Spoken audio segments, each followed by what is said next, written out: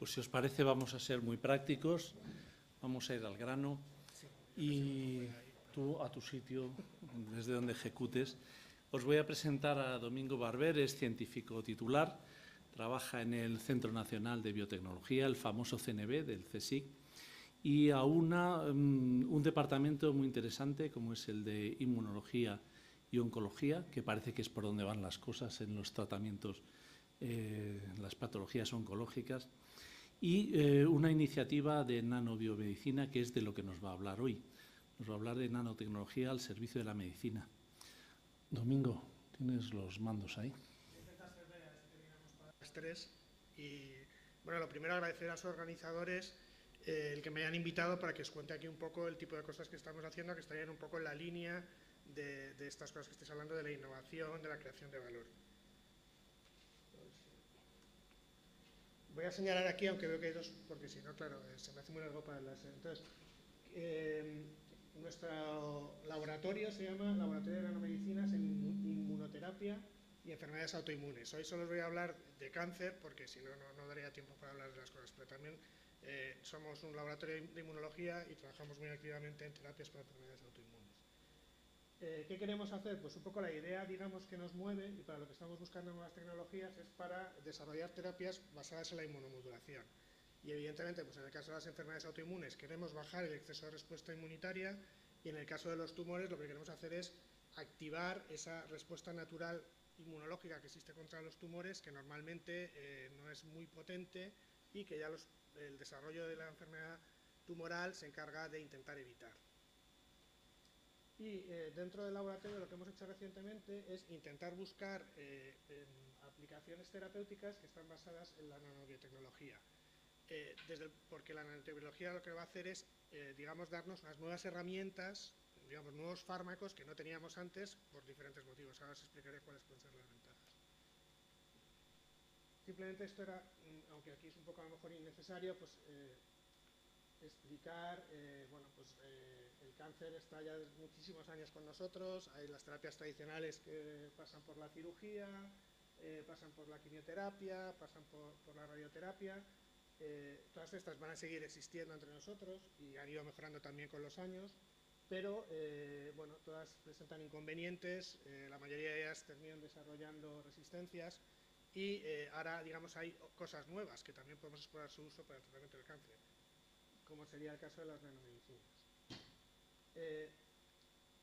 Esto, también lo acabamos de decir, ha habido un resurgimiento en los últimos años muy importante, sobre todo con los anticuerpos monoclonales, del concepto de inmunoterapia, que tampoco es nuevo, este es un concepto rescatado de los años 60, y es verdad, nuestro sistema inmune, que aunque no se desarrolla para reconocer tumores, pero tiene la capacidad de reconocer lo no propio, en las células tumorales, de alguna forma, en su proceso de transformación, pasan a ser no propias, por diferentes, no vamos a entrar en detalles, pero hacen que el sistema inmune pueda reconocerlas y actuar sobre ellas, intentando eliminarlas, tanto con una respuesta innata como con una respuesta adaptada.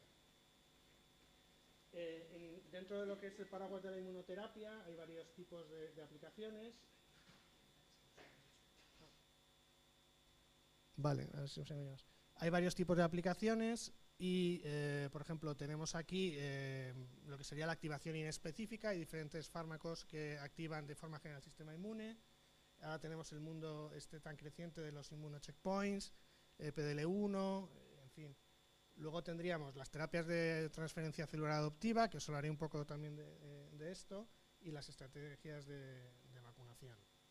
Todo esto se podría considerar dentro de lo que llamamos inmunoterapia.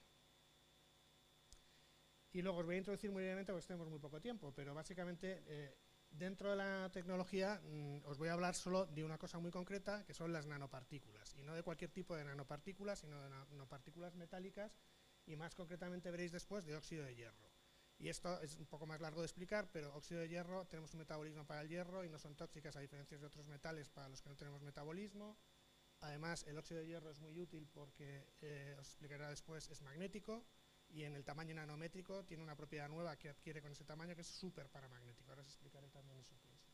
Las nanopartículas normalmente son, digamos, como composites donde hay un núcleo, que en nuestro caso sería el óxido de hierro, que tendría sus propiedades. Luego hay un recubrimiento polimérico que usamos para que no se agreguen y para que no sean tóxicas, y estos pueden ser de diferentes polímeros. Y luego tenemos lo que llamamos las funcionalizaciones, que son aquellas cosas que nosotros podemos poner en las partículas, como anticuerpos, moléculas, fármacos, lo que queramos poner. Y importantes son nanos porque son pequeñas, están en el rango de los entre 10 y 200, que veis más o menos que podría ser pues, cada partícula más o menos de media, aunque lo veáis en los dibujos y en las revisiones, rodeada de anticuerpos, en realidad cada partícula es solo un anticuerpo y seguramente el anticuerpo está alrededor de toda la nanopartícula, o sea que es lo que es por la relación de tamaños. Vale, bueno, ya lo paso. Es verdad que este mando es un poco diablado. Bien, bueno, las partículas. Pues las partículas se pueden funcionalizar con muchas cosas. De hecho, partículas ya se usan en clínica. Vosotros las resonancias magnéticas, el fluido que te ponen, el ferrofluido, ya es en sí una nanopartícula. Bueno, se pueden funcionalizar con cosas, se pueden poner fármacos, se pueden utilizar para imágenes. Nosotros, todas las aplicaciones que os voy a contar están basadas en esta propiedad, que es intrínseca al material que usamos en este caso, que es el hierro. Son magnéticas, y esto nos permite hacer resonancia, hipertermia magnética o targeting magnético de las partículas.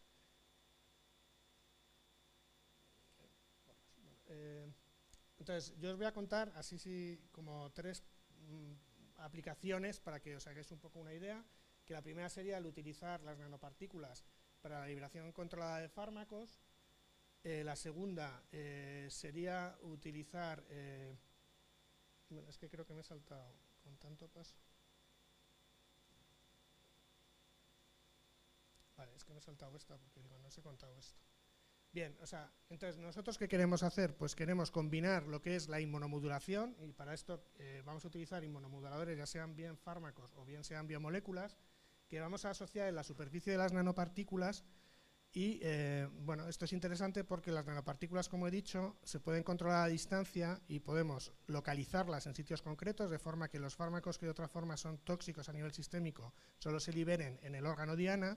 Y además este control de liberación lo podemos incluso hacer a distancia en base a propiedades físicas. Lo podemos hacer con un campo magnético, con un ultrasonido, con un láser que incidamos sobre las partículas y produzca la liberación del fármaco. Con lo cual, bueno, nos pareció interesante para este tema de inmunomodulación utilizar este tipo de, digamos, de vehículos.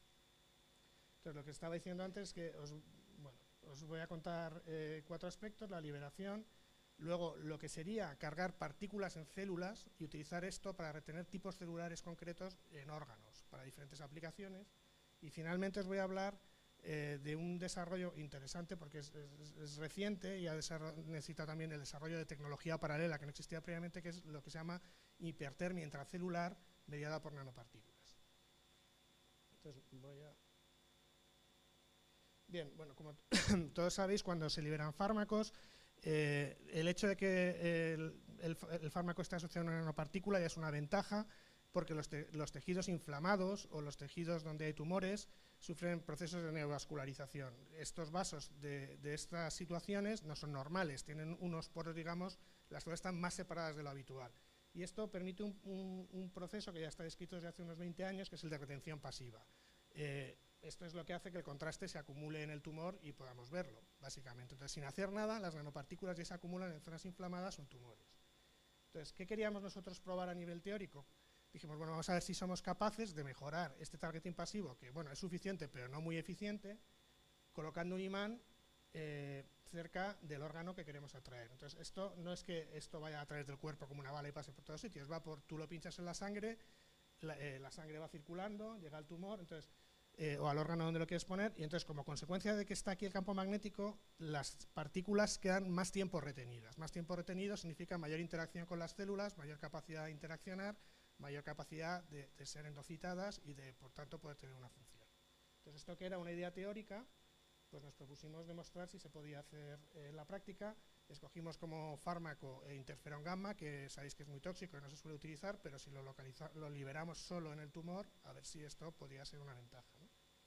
Entonces, bueno, el interferón lo elegimos porque activa toda clase de células del sistema inmune, y lo que queremos aquí hacer es inmunomodulación, y también tiene otro efecto que es antiangiogénico, o sea que tendría 2 efectos que son beneficiosos para un posible tratamiento del tumor. Esto, bueno, para llegar a esto, pues no os voy a contar, pero primero hay que hacer nanopartículas, que esto es un tema de pura química, hay que modificarlas. Esto tuvimos colaboración con el Instituto de Ciencias Materiales de Madrid para aprender a hacer estas tecnologías. Luego hay que recubrirlas, hay que funcionalizarlas y hay que hacer los pertinentes ensayos in vitro y de biodistribución para ver dónde van, porque luego cada composite que haces tiene unas propiedades diferentes de tamaño y carga que condicionan mucho dónde van, cómo se acumulan y cuál es la toxicidad. Entonces, antes de llegar al ensayo in vivo que os voy a contar, hay mucho trabajo, ¿no?, que está aquí resumido en esta diapositiva. Entonces, lo que hicimos fue inducir tumores en los flancos de ratones, en este caso en ratones inmunocompetentes, porque queremos estudiar la modulación del sistema inmune. La mayoría de los modelos tumorales se hacen en ratones inmunosuprimidos y no puedes modular el sistema inmune, estás perdiendo completamente el componente de la respuesta inmune. Entonces, estos son tumores ingénicos del mismo fondo genético que el ratón.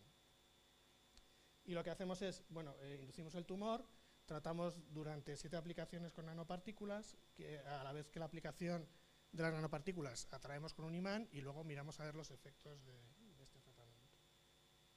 Como veis aquí, esto es una tinción específica de hierro. En los casos donde utilizamos partículas e imán, se produce una acumulación importante de estas partículas en lo que es el tejido tumoral.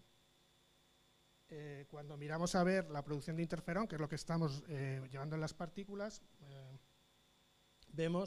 detectamos niveles importantes de interferón que en contraposición están muy reducidos en la sangre. Por tanto, estamos consiguiendo, digamos, lo que sería el targeting en el tumor, evitando los efectos secundarios. Cuando miramos los efectos que buscamos, la inmunomodulación, pues estas son inmunistoquímicas de los tumores, y veis aquí una importante acumulación en la condición donde tenemos el imán, el interferón y las partículas magnéticas, de acumulación sobre todo de macrófagos, y en menor medida de células T, que está aquí cuantificado, y de células T y de células NK. Y esto sería una tinción específica de los vasos del tumor, y veis que están muy reducidos en el caso donde hacemos la combinación partículas, imán e interferón. Por tanto, bueno, esto tuvo consecuencias, y lo veis aquí. El tumor inicial no crece, incluso parece reducirse. Si veis aquí, esta sería la situación donde no hay imán. Esto sería lo que haría la retención pasiva. O sea, la retención pasiva ha conseguido una cierta reducción, pero que cuando usamos el imán para atraer más células al tumor es más eficiente. Y bueno, esto fue, digamos, estos trabajos fueron la primera demostración de que este proceso se puede utilizar. O sea, que tú puedes dirigir nanopartículas magnéticas a un tumor y modular la respuesta inmune local con este tipo de aproximaciones. ¿Qué estamos haciendo ahora? Pues lo que queremos hacer es mejorar esto todavía con lo que se llama targeting activo. Si además del fármaco que estamos poniendo en las partículas ponemos una biomolécula, un ligando de algo que reconozca un receptor en la molécula tumoral, esto va a facilitar la endocitosis de estas partículas dentro del tumor y va a permitir no solo utilizar citoquinas que se liberan fuera, sino también otras moléculas que tienen que actuar dentro de la célula. Y en ese sentido estamos intentando comparar diferentes biomoléculas, como pueden ser, por ejemplo, anticuerpos monoclonales, como pueden ser nanobodies, que son estos anticuerpos monodominio que se producen en camellos, o como puede ser el tema de aptámeros, que son pequeñas moléculas de RNA que tienen capacidad de reconocer estructuras tridimensionales, como si fueran anticuerpos, pero en un tamaño, como veis, de rango muchísimo más pequeño, con lo cual puedes tener muchísimos aptámeros donde solo puedes tener un anticuerpo. Y en ese sentido, recientemente, bueno, hemos también publicado que se pueden utilizar también péptidos, como péptidos cíclicos, que son específicos de integrinas, y eso mejora, por ejemplo, aquí en un tipo celular de glioblastoma. Veis todo esto rojo que se ve aquí, son todas las nanopartículas que ha internalizado la célula como consecuencia de la funcionalización con el péptido de integrinas. Y recientemente hemos obtenido financiación junto con el doctor Víctor González del Hospital Ramón y Cajal para intentar bioculizar en este tipo de sistemas de nanopartículas aptámeros que bloquean rutas de crecimiento tumoral intracelular. Y simplemente que veáis aquí la bioculización con la nanopartícula correcta incrementa pues hasta casi 15 veces, bueno, no tanto, serían de 10 a 4 veces la cantidad de aptámero que puede entrar en la célula tumoral como consecuencia de esa funcionalización. Bien, esto simplemente es decir que, como os he dicho antes, las nanopartículas no solo es lo que tú pones, las nanopartículas tienen componentes, ¿no? Entonces nos dimos cuenta cuando estábamos intentando bioculizar RNAs interferentes para tratar tumores que las partículas con polímeros de polietilenimina, que son las que más se utilizan para estos tratamientos, en sí mismas tienen capacidad biológica. Entonces, bueno, simplemente decir que vimos que eran capaces de inhibir la invasión tumoral, vimos que también de forma específica a través de TLR4 y de la producción de ROS activan macrófagos, y todo esto puede ser cosas que se pueden utilizar como coadyuvancia en el tratamiento antitumoral. Y luego vimos también que eran capaces de interferir in vitro con modelos de angiogénesis, de formación de tubos, de cierre de herida. Entonces, bueno, basados en eso hicimos un experimento donde simplemente tratamos los ratones con el mismo sistema de concentración de partículas con el imán, pero utilizando partículas sin ningún fármaco, simplemente con la polietilenismina que recubre estas partículas. Y entonces, bueno, lo que vimos es, en primer lugar, que se redujo de forma importante el número de vasos, o sea que el efecto antiangiogénico que vimos in vitro se repite en vivo, y vimos una masiva infiltración de macrófagos. Lo único que, a diferencia de lo que vimos in vitro, que sí que había una ligera polarización al fenotipo M1, que se supone que es más beneficioso para el tratamiento de tumores, in vivo este fenotipo no era diferenciador, simplemente incrementaba el número de macrófagos, pero había tantos M1 como M2. La consecuencia es que el tumor no se redujo mucho de tamaño y, sin embargo, sí que se volvió muy fibrótico. Con lo cual, digamos que, bueno, como tratamiento exclusivo los polímeros no van a ser, pero pueden servir como coadyuvantes de otros fármacos, como he dicho antes, como el interferón que hemos puesto antes. Bien, ahora cambiamos al tema de la retención celular, y bueno, sabéis, hablado antes de la inmunoterapia, la transferencia de células, todos sabéis lo que es la transferencia celular adoptiva, se obtienen las sangres del propio paciente de un donante, se activan de forma inespecífica o específica, o más modernamente a través de la transducción viral, haciendo los CARs, que creo que, bueno, más o menos ya todo el mundo está familiarizado con este tipo de tecnologías, y se vuelven a reimplantar en el paciente. Estas técnicas son bastante exitosas, son complejas y caras, pero además tienen algunos defectos, y uno de los principales problemas es que no todas las células llegan al sitio de acción, y no todas las células llegan al sitio de acción activadas.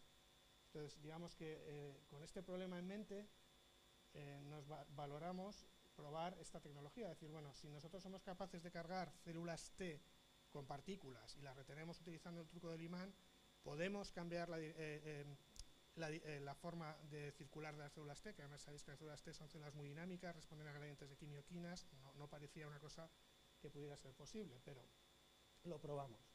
Probamos utilizando una línea humana que se utiliza mucho en inmunología como línea modelo, Jurkat, que es una línea CD4, y nosotros trabajamos sobre todo en modelos animales, pues utilizamos líneas T, células T aisladas primarias de ratón.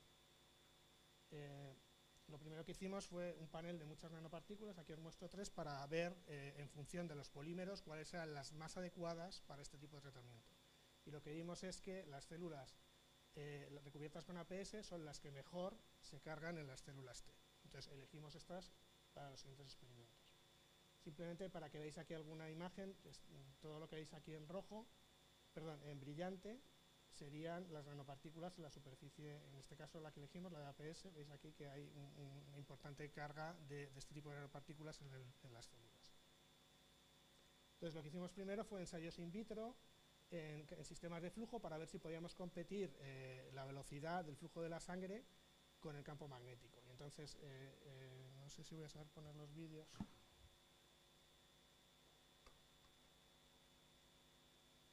Bueno, aquí veis que en algún momento se pone el imán y el flujo, las células empiezan a ir hacia arriba, ¿no? Entonces, haciendo experimentos en sistemas de flujos in vitro, pudimos cuantificar y ver que efectivamente éramos capaces de atraer las células hacia un lado de este tipo de sistemas que tenemos de vasos artificiales, y que esa atracción dependía de la cantidad de carga y de la fuerza del imán. Luego, hasta ese punto la física se estaba cumpliendo, ¿no? Entonces fuimos a ensayos in vivo y dijimos, vamos a ver si somos capaces de retener las células en algún sitio en concreto de la circulación periférica. En este caso elegimos los nódulos linfáticos, de manera que pinchábamos en la cola las células con y sin imán y veíamos cuántas se quedaban en esta zona frente a las que no se quedan retenidas en un nódulo que no tuviera el imán. Entonces eso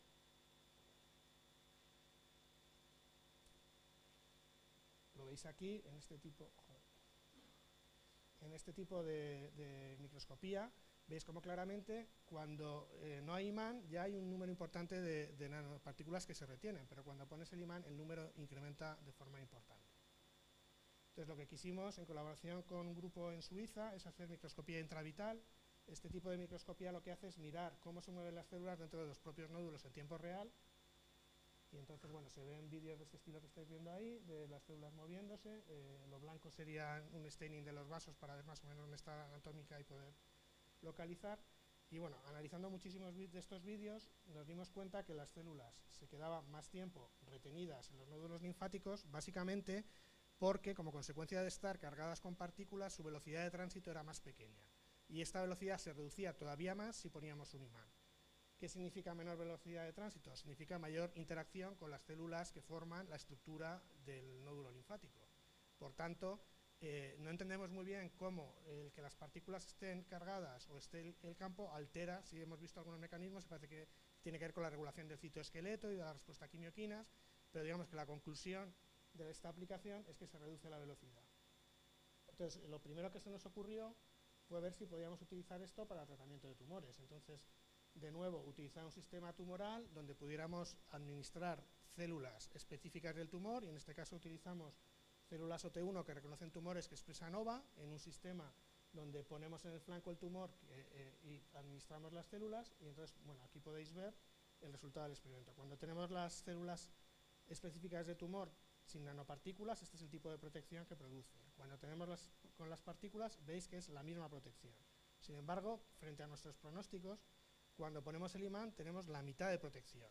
Entonces dijimos, bueno, ¿por qué está ocurriendo esto? Entonces miramos a ver el número de células infiltradas, porque en estos modelos el número de células que infiltra es inversamente proporcional al tamaño del tumor, porque todas las células que infiltran matan el tumor. Entonces lo que vimos es que había menos infiltrados cuando tenemos el imán. Entonces tuvimos que ver dónde estaban las células, por qué no estaban llegando. Entonces nos pusimos a mirar y veis que en otros órganos linfoides secundarios donde podrían estarse reteniendo, por ejemplo en el bazo o en nódulos distales, no vemos acumulación celular. Sin embargo, en el nódulo proximal al tumor, en el nódulo, digamos, draining lymph node, está acumuladas las partículas. Entonces, lo que pensamos que está ocurriendo en este tipo de situación es que, claro, los ratones son pequeños, los imanes que utilizamos son relativamente grandes para el tamaño de los ratones. El efecto está afectando tanto al tumor, pero sobre todo, que habíamos visto en los datos que os he enseñado antes, al nódulo linfático, de forma que muchas de las células que estamos administrando se están quedando específicamente retenidas en el nódulo linfático. Esto podría ser una ventaja, y de hecho estamos ahora en eso, en explorar esa posibilidad de que se pudieran utilizar este tipo de tratamientos de nanopartículas como protectores en metástasis tempranas, porque la mayoría de las metástasis de los tumores van a ocurrir por los nódulos linfáticos proximales. Y eso es una de las cosas que pensamos testar. También hemos hecho experimentos con células NK extraídas de ratones y hemos visto que las nanopartículas no afectan sus capacidades de reconocimiento ni de lisis, y estamos intentando hacer modelos animales de terapias combinadas de células T y de células NK, que en principio no tendrían por su biología que activarse en el nódulo linfático para ir luego al tumor. Podrían ir directamente al tumor y compensar esta reducción de células T que vemos como consecuencia de la aplicación del campo en el tumor. Y ya para terminar muy brevemente, os quería hablar de la hipertermia magnética.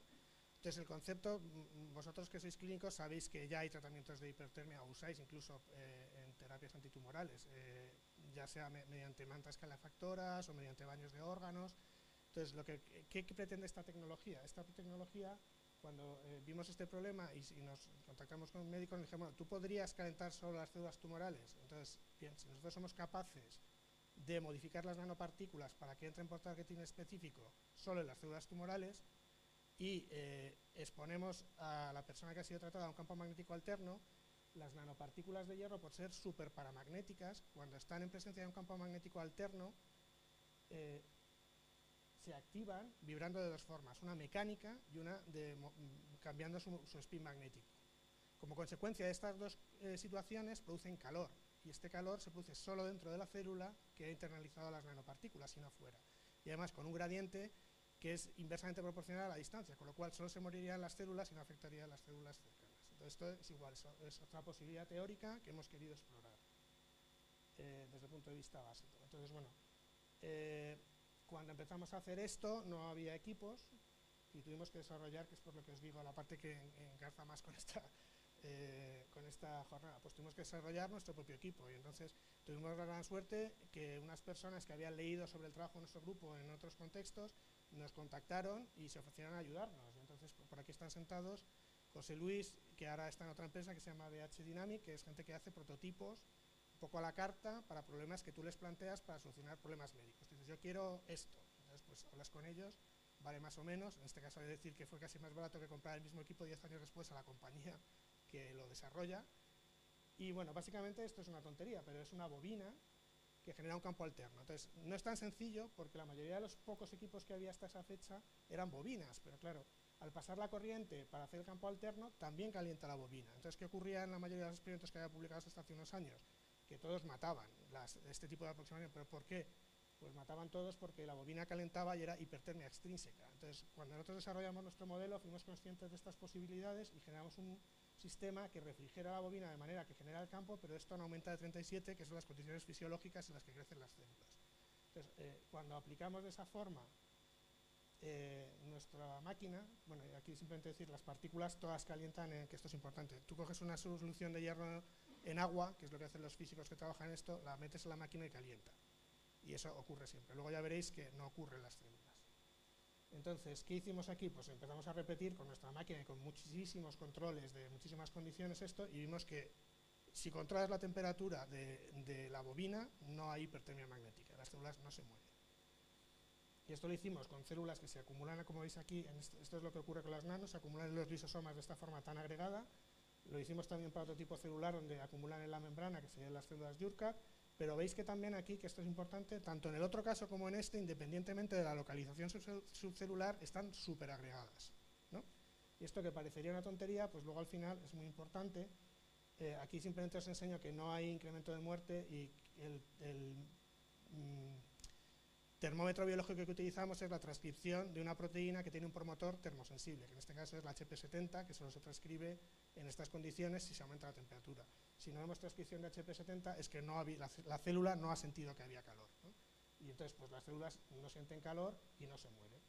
Entonces esto fue un poco conflictivo en el campo, pero bueno, ha marcado un antes y un después en el sentido de que bueno, hemos visto que esto es lo que ocurre realmente. Entonces hay muchos datos más antiguos que no están hechos con este nivel de control, donde seguramente no sabemos qué ocurría en esos modelos animales o celulares, ni por qué se morían las células.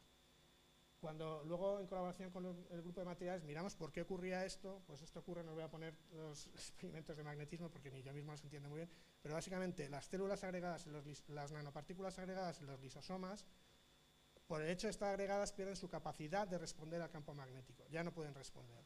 ¿Quiere decir que la técnica no valga? No, quiere decir que no podemos, o sea, que tenemos que buscar otra forma de activarlas que no sea el que se muevan, que sería el movimiento de los dos que os he dicho al principio, el browniano. ¿Qué podemos hacer? Podemos mejorar la capacidad magnética de responder al campo magnético de la partícula. ¿Y cómo se hace esto? Pues después de hablar con físicos y gente que sabe de estos temas, nos dijeron, bueno, si queréis mejorar la respuesta magnética, podéis hacer varias cosas. Una, mejorar sus parámetros intrínsecos, y eso pues pasa porque la partícula sea de otro tamaño o tenga otra estructura menos simétrica que la esfera, que eso, nosotros tenemos esta tendencia los bioquímicos a hacer cosas esféricas, simétricas, no sé, y luego pues no, simétrico no es mejor para todo.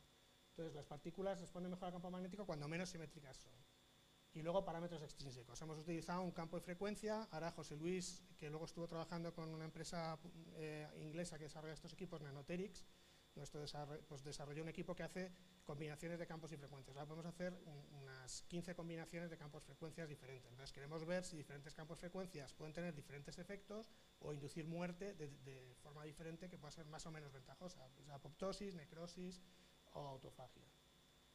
Y digamos que, bueno, pues hemos triunfado en ese intento, y una cosa que acabamos de publicar hace poco, y ya es lo último que os cuento, es que efectivamente si cambiamos a partículas que en lugar de ser solo de hierro tienen de vez en cuando manganeso, y esto es muy difícil que os lo cuente brevemente, pero básicamente eso genera, digamos, asimetría, ¿no? Pensar en eso.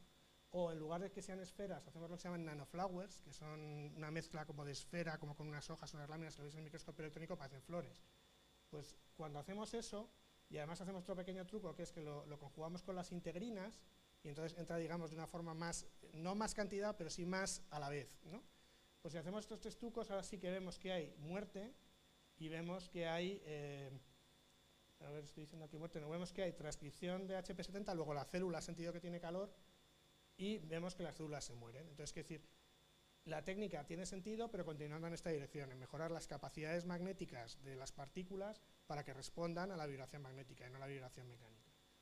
Y ya, bueno, pues con esto simplemente espero haberos dado un poco de idea de vuestras aplicaciones muy concretas para el uso de las nanopartículas en biomedicina en el campo del cáncer. Y simplemente, bueno, este es el grupo en el CNV. Y bueno, aquí he hablado de cosas de muchos años, luego también pues gente que ha estado antes ha tenido participación en los datos que os he enseñado. Y simplemente, bueno, ya agradecer a los financiadores, y aquí quería agradecer a los colaboradores, pero como esto va como va, bueno, pues lo dejamos así ahí. Gracias.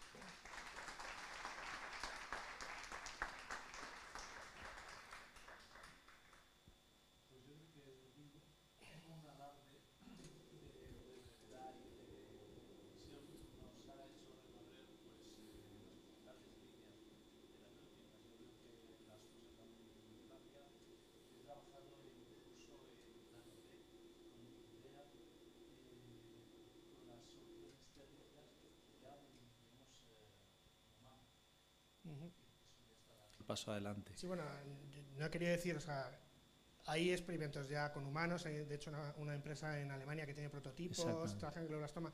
Aquí lo que pretendemos es averiguar por qué pasan las cosas. Nosotros somos básicos, entonces, ¿qué decía? A los clínicos os da igual que se muera porque sea hipertermia intracelular interna o extrínseca, sí funciona, pero a un básico, sobre todo para intentar mejorar la técnica y saber en qué dirección tenemos que ir, queremos saber por qué ocurre, ¿no? Entonces, quiero decir, hay resultados, seguramente sean estas técnicas donde hay resultados reales antes de entender el mecanismo. Y entonces, bueno, pues a eso me refiero, que sí, no es hipótesis en lo que estáis trabajando, sino son realidades y que ya están a la puerta del hospital y al lado de la cama del paciente. Has comentado también las CAR-T, vienen las T cells, todavía hay problemas de inmunidad, que si las cascadas de citoquinas, pero lo que nos has contado yo creo que es la situación actual y el futuro por el que tienen que ir las cosas. ¿Hay preguntas en la sala? ¿Hay alguna inquietud?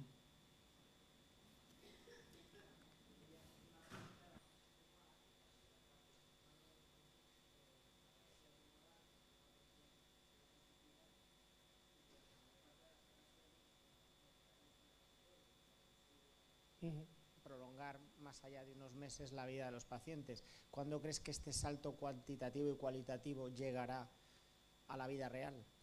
Porque es una nueva forma de entender la quimioterapia, es una quimioterapia focalizada y con 3 vías diferentes. ¿Cuándo crees que esto podrá llegar? Bueno, pues esto ahora hay ya fármacos que están en fase 1, en fase 2, hay ya muchos fármacos que están ahí como al límite de lo que podría ser la población. El problema, como con todas las cosas, es la toxicidad a largo plazo. Entonces yo nos enseño, nosotros también hemos estado trabajando un tiempo en eso. De todos los tipos de nanopartículas que hay, las de óxido de hierro son las menos malas, porque todos tenemos un metabolismo del hierro. Nosotros las hemos seguido en modelos de ratón hasta 9 meses, ya estamos haciendo un ensayo que dura 2 años, porque como dura 2 años, pues todavía no sabemos los resultados.